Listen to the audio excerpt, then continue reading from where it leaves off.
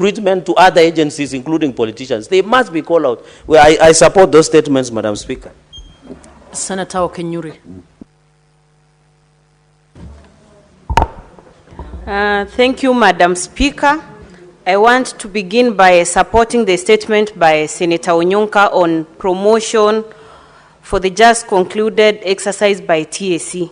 Madam Speaker, when I use the words of Senator Cherargei, TSC is actually the headquarters of corruption, Madam Speaker. Notorious officials who I call rogue are actually soliciting for resources from very teachers who are already in a deplorable state, Madam Speaker, for them to get promoted. In the just concluded exercise, you have a teacher who has been in the service for over 17 years who didn't get promotion. But on the other hand, you have a teacher who has just joined service for just 1 year and they were promoted, Madam Speaker. How do you explain that, Madam Speaker? If I actually use the words of a trade unionist by the name Benjamin Burombo, who actually said, when I'm fighting for African rights, the other hand is busy keeping away Africans who are fighting me.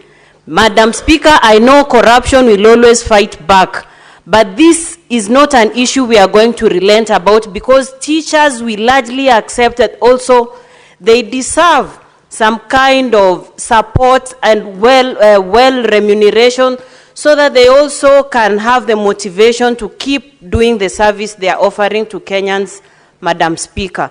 So I want to call out TSC, and the officers in those offices have actually overstayed. But my worry is, even if they are going to be reshuffled, the culture is the same. It runs from the national to the ground, Madam Speaker. So I want to really say whatever they are doing will not be entertained. Madam Speaker, I also want to support the statement by Senator Cherargei on the tariff that has been imposed by the US government, Madam Speaker. That has effects on us, Madam Speaker, and I think as a country we need, on a serious note, to look at the engagement we are having with other countries. Just the other day, South Sudan banned having tea imports, Madam Speaker, from Kenya. That on a trickle-down effect, most tea farmers are going to suffer huge losses, and as a result, we are also going to generate revenue, Madam Speaker. So on a quick, that the committee that is going to look on that issue is my committee, Trade, Madam Speaker, and I want to promise Senator Cherargei that we are going to look deeply in that matter so that we sort out most of those challenges that have been addressed by the Nandi warrior, Senator Cherargei. Thank you, Madam Speaker. Senator Halwade. Thank you, Madam Chair. Madam Speaker, the issue by Senator Mutata about compensation is very serious.